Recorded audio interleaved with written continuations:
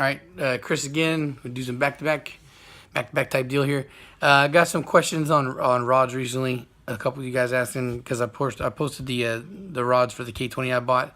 All right, so a couple rules of thumb. I think I've already touched on this before in my parts video under the section when I had listed 4 rods, but I guess we're gonna, I did promise to break that down into separate videos, so this is me doing that for rods.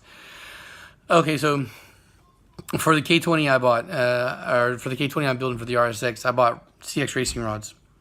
Now, like, Chris, why would you buy CX Racing rods, a cheap knockoff brand?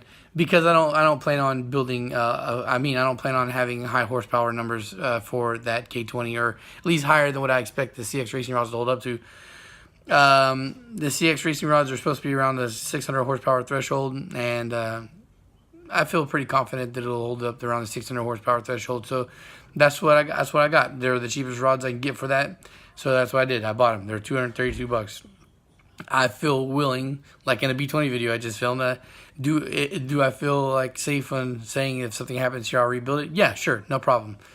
So yeah, I feel confident that these rods will hold up for 600 horsepower.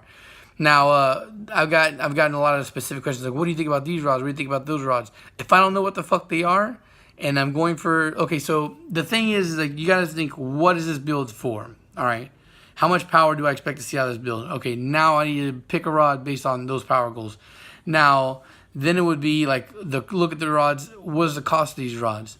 Okay, so if I'm looking at a brand that I have no fucking idea about, and it's the same price as a brand I know about, I'm going to go with the brand I know about.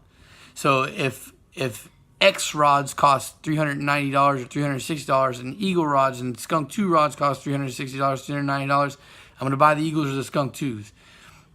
Now, so Eagles rods I've never had a problem with, but then again, I don't make super high horsepower builds, so I can't really attest to what they got for that. I had people tell me that, or people say that the Eagles will give out around 600-700 horsepower. I couldn't tell you from personal experience. Never had an engine that high to tell you. Then the same thing, I've had people hate on Skunk 2 rods or Skunk 2 products in general on my videos, but I know a guy who's done multiple 700 horsepower K-Series builds with Skunk 2 rods, and he swears by Skunk 2 rods and always uses them and never had a problem with it. And then there's Scat rods, which the big guys, they hold for 700 horsepower. So those are all 3 of those rods, Scat, Eagle, and Skunk 2 are all in the same price range and hold about the same kind of horsepower expectations. I think in that order, I would put Skunk 2 and Scat even, and I would put Eagle at the bottom of that list. So the reason why I use Eagle a lot is because people use them a lot, and I buy them used a lot. So I haven't never bought a set of Eagles brand new, and I don't ever see myself buying a set of Eagles brand new. I would buy them secondhand because they're so cheap when you buy them secondhand, like $100 or less a lot of the times. So there's that.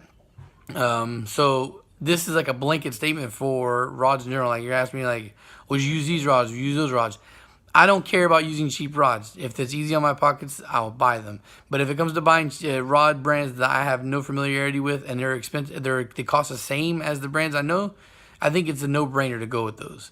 So why would I go to a brand that I don't know anything about when it's the same price as the stuff that we already know has got a lot of history behind it?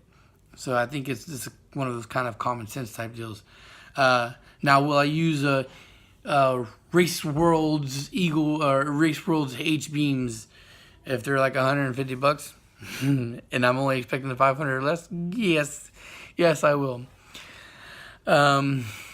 But at the end of the day, it's your comfort level where you feel comfortable in your horsepower goals and expectations, and if you feel comfortable with doing this build again. If not, then yeah, of course I would say those 3 would be my go-to rod selection: Eagle, Scat, and Skunk 2. And it would just be your choice of which one of those that you feel the most comfortable with. And then of course anything above that, like Crowler, rods or whatever, of course, those are fucking good and they're beyond tested and they're for super high horsepower. So pick at your discretion, but those are my, I guess, recommendations for rods. Thanks for watching. Peace.